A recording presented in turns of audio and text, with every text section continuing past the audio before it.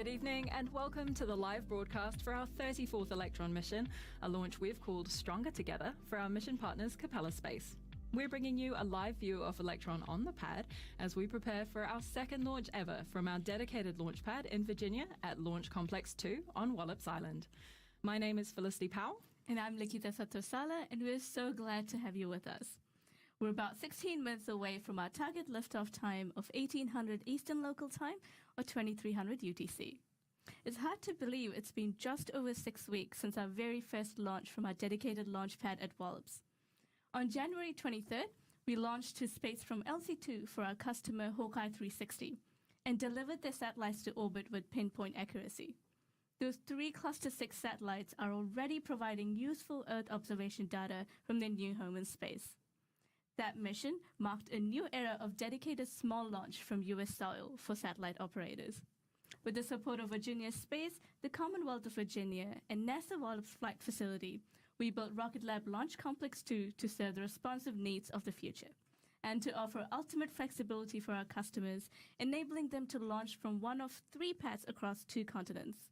Combined, there's the possibility of more than 130 launch opportunities every year. We also operate an integration and control facility within the Wallops Research Park, a short drive from the pad itself. Our facility is home to payload integration cleanrooms, vehicle processing facilities, and a mission control center. The launch pad and production complex for Rocket Lab's large reusable Neutron launch vehicle will also be located here in Virginia. It's yet another way that we're streamlining operations across small and large launch as we build out the future of responsive space from Wallops. Construction is currently underway on the Neutron production complex and its launch pad, right next door to where Electron is currently standing. In fact, while we're preparing to go to orbit today for our customer Capella at Launch Complex 2, across the world in New Zealand at Launch Complex 1, preparations are already underway for our next launch for another customer. Our teams at both sites are looking forward to a busy year ahead. Speaking about being stronger together, though, today from Launch Complex 2, we are launching a dedicated mission for Capella, a leading provider of commercial synthetic aperture radar, or SAR, imagery. SAR is a form of radar that is used to create 2-dimensional images or 3-dimensional reconstructions of objects, such as landscapes. We launched one of Capella's very first SAR satellites on another mission back in August 2020 on our 14th Electron mission called I Can't Believe It's Not Optical.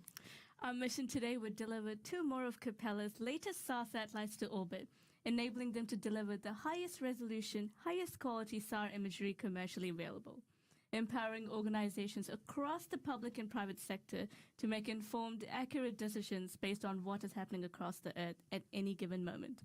Here's more about Capella.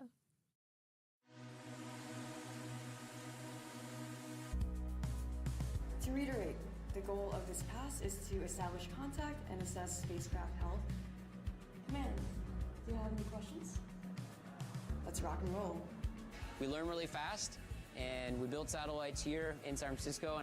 We learn things quickly. We go back in the factory, we make changes, and we go back to the launch site and launch new satellites.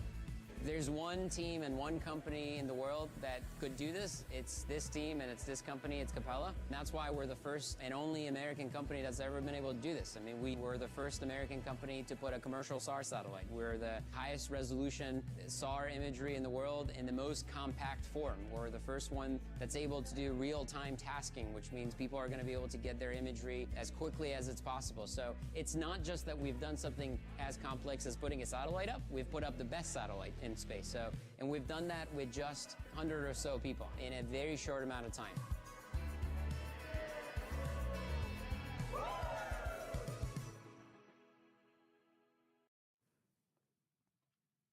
We're thrilled to be flying Capella once more and grateful to have signed an additional multi-launch deal with them coming up in 2023.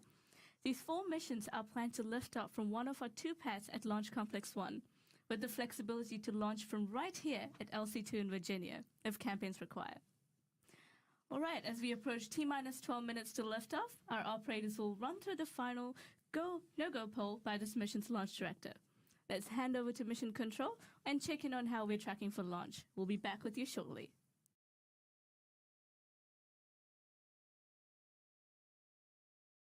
All operators, this is the LD on countdown, proceeding with the final poll for launch, go, no-go sequence stage. Stage is go. Avionics. Avionics is go. GNC. GNC is go. VCon. VCon is go. T1. T1 is go. GC. GC is go. PLS. PLS is go. Mars CE. Mars CE is go. Mars Ops. Mars Ops is go. Mars 1. And NASA GSO. GSO go. And NASA RSO. RSO go. MM. MM is go. And LD Sub. LD sub is go. And NASA TD. TD go. The go, no go sequence is complete. We are T minus 11 minutes, 9 seconds and counting. We are go for terminal count at T minus 10 minutes. From this time, the 3-word hold procedure is in effect.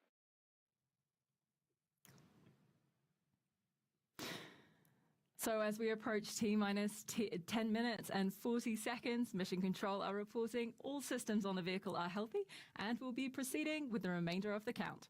We are still targeting liftoff at 18:38 local time or 22:38 UTC. Now, the satellites we launch open access to space to improve life on Earth. We're also on a mission to open access to the space industry through our global education programs designed to support young people to reach for the stars no matter where they're launching from. We work with schools and other organizations to deliver education programs that inspire, inform, and involve kids in the future of space and STEM, from elementary through to college level. Our flagship program is, of course, the Rocket Lab Space Ambassadors, which Lakita has been involved in for over a year now. That's right. As a space ambassador, I've received training and resources to travel to different regions, visiting schools and community organizations to share what I love about space, STEM, and my job right here at Rocket Lab. The program helps me get involved with my community and support young people in their journey to become the future of our industry. We visited with over 19,000 young people in schools across New Zealand, the United States, and Canada since the program was launched in 2021. Thanks, Lakita. That's awesome. Rocket Lab is very lucky to have our space ambassadors nurturing the next generation of space with their enthusiasm for STEM. Thanks to them, we've added more programs to support educators and communities in many different ways, such as our Space Educators program, the patch of which you can see here, which supports teachers and education leaders to deliver engaging space learning experiences. One of my personal favorite programs is, of course, Rocket Club, an after-school program where young Rocketeers learn how to design, build, and launch their own model rockets with the support of our very own rocket engineers. We do have programs for kids aged 8 to 18 and beyond, and these are all offered through our network of over 500 Space Ambassador schools. It's free to register your school, college, or community group on the network so that you can access Rocket Lab's education programs as well. Go to rocketlabusa.com/education to find out more about Rocket Lab's global education programs and see how you can get inspired, informed, and involved with what we do.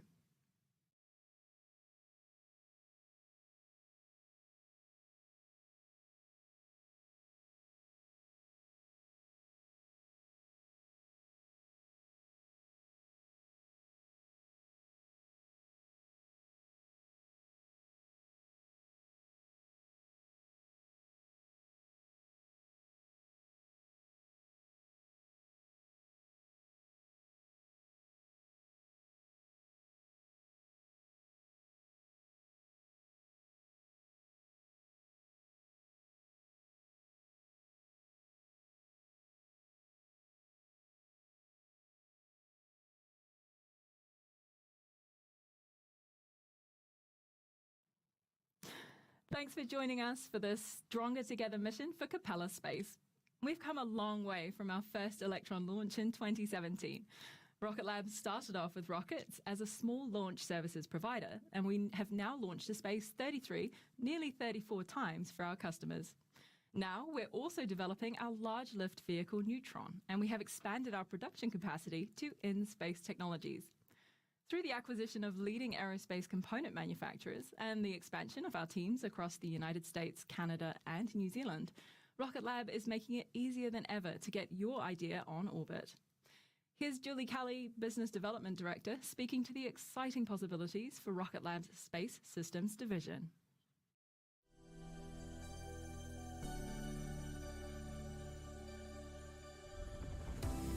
My name is Julie Kelly. I'm the Director of Business Development for Space Systems for the Composites segment. So Space Systems is Rocket Lab's operating segment, including a wide range of spacecraft components, solar power solutions, separation systems, star trackers and reaction wheels, command and control software, X-band and S-band radios, as well as composite structures.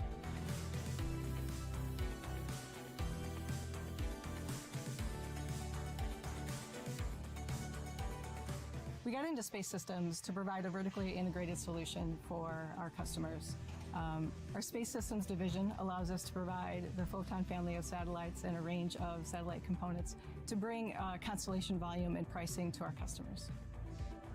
Space Systems heritage includes over 1,700 spacecraft on orbit with a Rocket Lab component.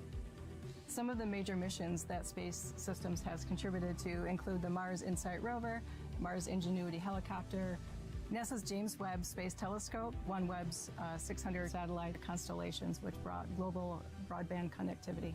And of course, NASA's Capstone mission, which was a pathfinder to Artemis's mission to the moon.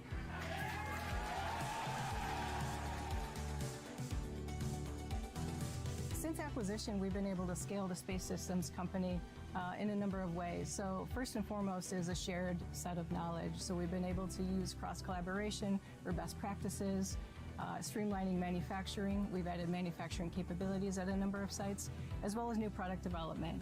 So we have one of the lightest, most efficient solar cells in the industry. We're working on next generation separation systems, expanding our reaction wheel portfolio, and investing into next generation products as well as new products. Rocket Lab is an end-to-end space company, and our goal is to provide a streamlined access to orbit for our customers.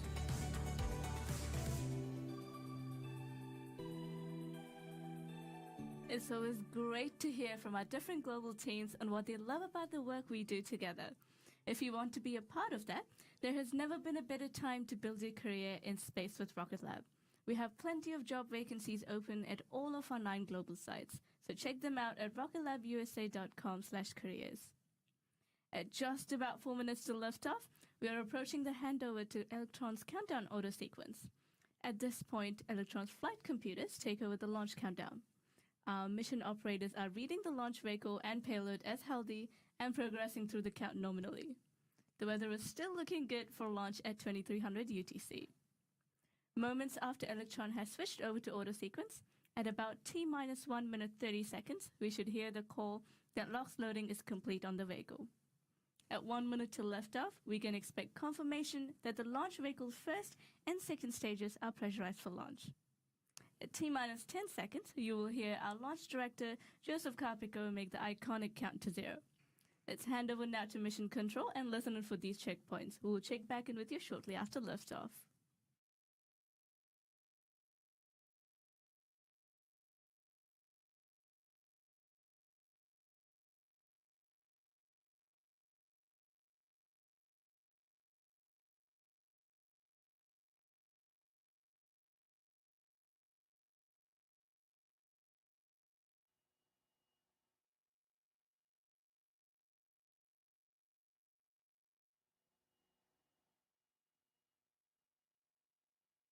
LD GC countdown. Go GC. Stand by LD.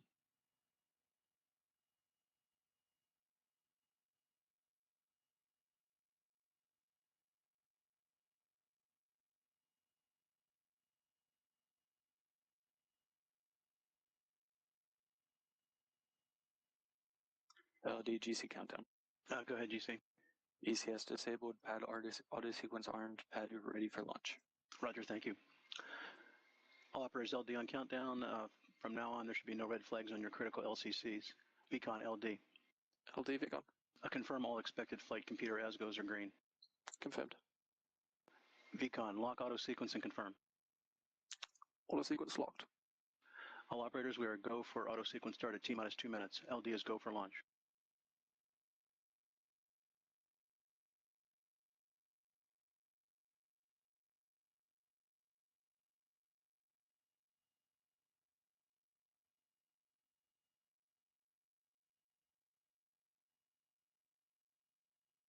TS is green for flight.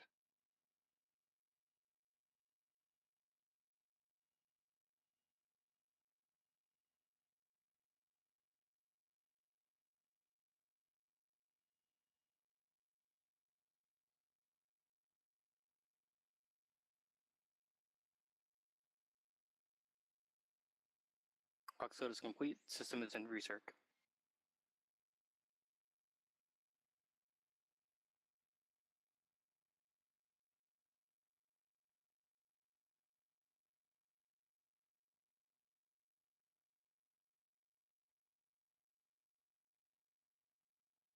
Anti-geysering is disabled.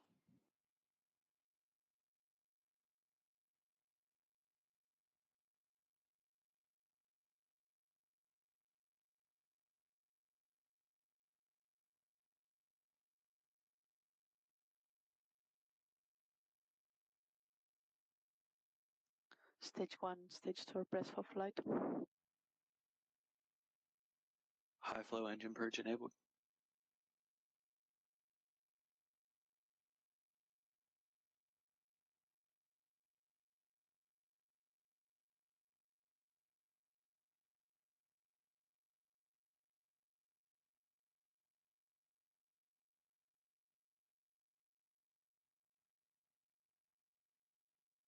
T-minus 20 seconds and counting.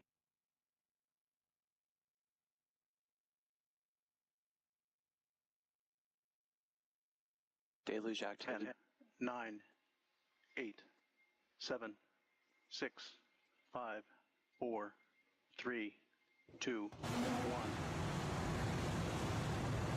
We have liftoff.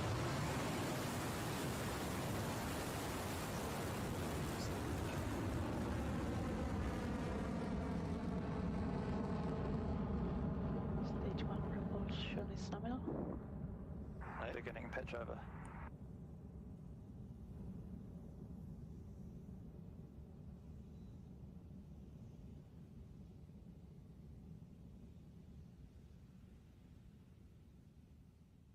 And we're flying. Our 34th Electron vehicle is in the air and on the way to orbit after lifting off from Launch Complex 2.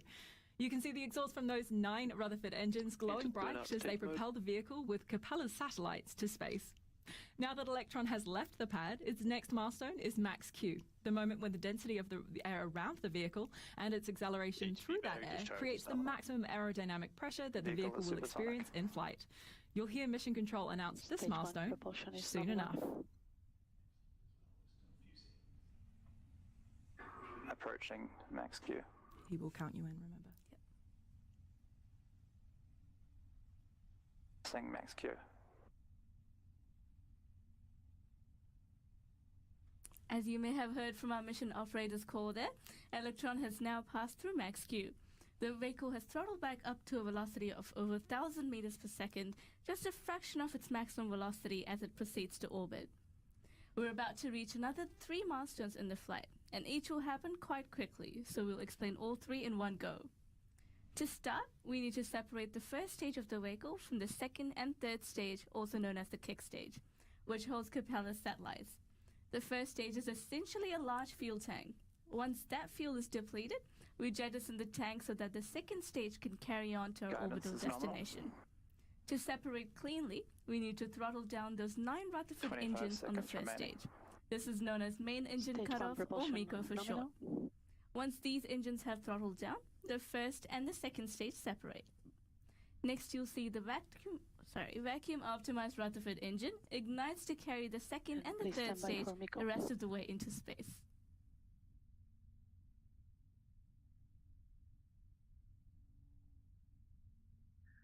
MECO confirm.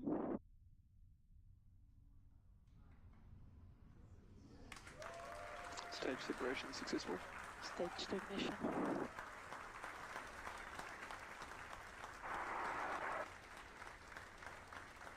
MECO, Stage 1 separation and Stage 2 ignition confirmed and completed. Our 34th Electron mission is progressing nicely, and we're ready for the next set of checkpoints in flight on the way to delivering Capella's satellites to their place in space. We are listening for the call to confirm that Electron's fairing, the pointing protective shell at the top of the rocket, has been jettisoned to expose the satellites in preparation for deployment.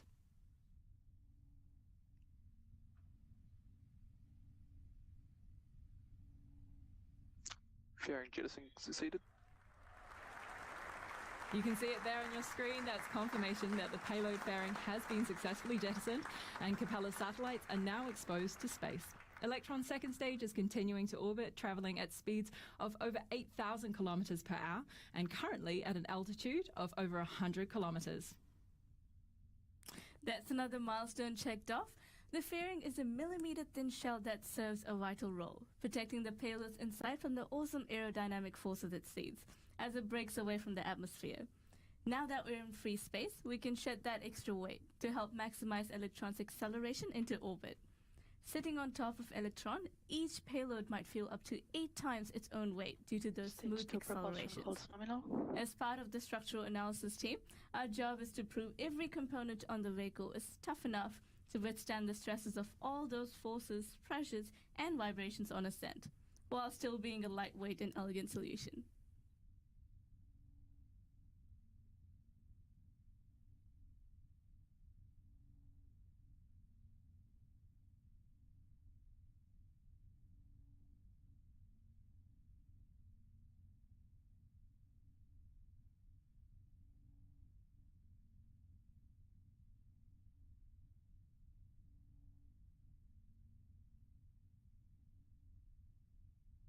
HVB discharge nominal.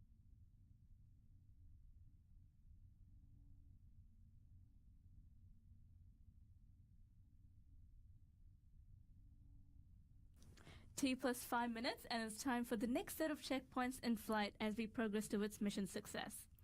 Next up is a milestone unique to Electron, the battery hot swap. You might already know that our 3D printed Rutherford engines are also distinct for another reason. They are powered by electric pumps. These pumps are powered by batteries, which eventually run out of juice. This is where the battery hot swap comes in.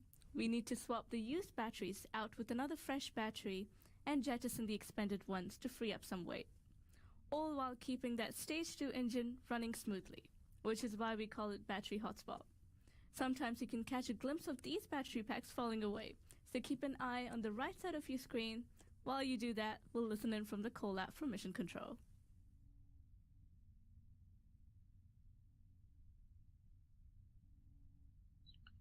8 seconds remaining. Discharge nominal, approaching hot swap in roughly 30 seconds.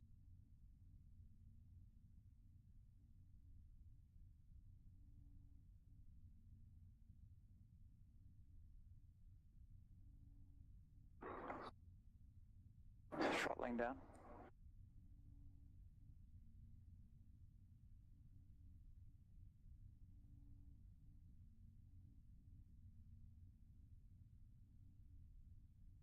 Hot swap successful.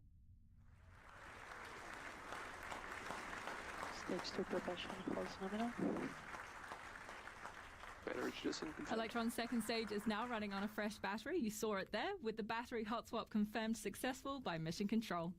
We're in the stage 2 burn for a few minutes longer, but the next major milestone we have is SECO, or second engine cutoff. Similar to MECO, which happens before first stage separation, SECO is when the Rutherford engine on the second stage will shut down just before the second stage separates from the kick stage, which of course will continue on to payload deployment.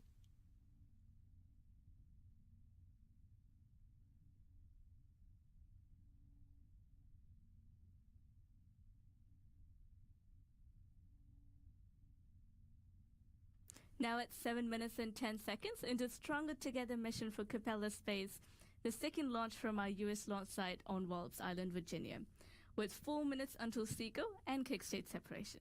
Electron continues to make its way to orbit, currently at an altitude of 6,000 meters per second and a velocity of over kilometers of around 200 kilometers, over 6,000 kilometers per second velocity.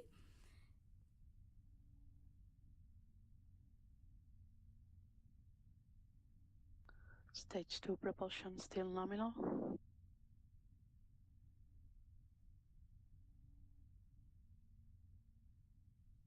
If you're just joining us, we're T plus almost 8 minutes into our 34th Electron mission, which is going through all of the milestones well. It lifted off the pad on time at 18:38 local time and passed through max Q, MECO, first stage separation, and second stage ignition without any event. Of course, recently we've just had the battery hot swap, and we're just waiting on SECO, second engine cutoff, before the kick stage separates from the second stage.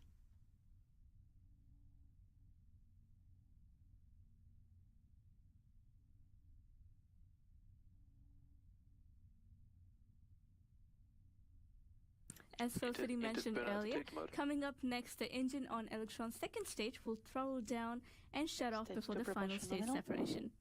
From there, we'll go into a coast phase in an elliptical orbit for about 40 minutes or so 22 seconds until the remaining. kick stage ignites its Curie engine and propel the Capella Space SAR imaging satellites on board to their exact targeted orbit before they are deployed.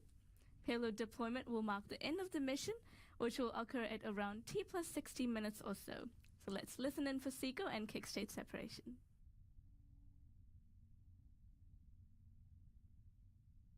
SECO confirm. Nominal transfer orbit achieved. Stage 3 separation confirmed.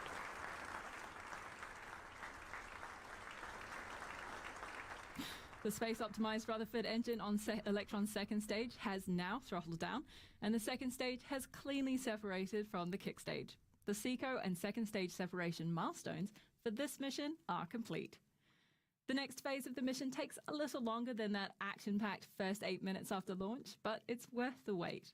Electron's kick stage, with payloads attached, will now enter the coast phase that Lakita mentioned, as it propels the payload in an elliptical orbit towards the apogee requested by our customer, Capella. Once it has arrived at the requested orbit, the small but mighty Curie engine on the kick stage completes one final injection burn to raise the perigee of that elliptical orbit so that the orbit is circular. After circularizing this orbit, we can then deploy Capella's satellites and wish them well as they settle into their new home in space. We will have a simulated view of this payload deployment, plus live feeds from Mission Control, so stay with us on this webcast. We'll be back with you at T plus 51 minutes. See you soon.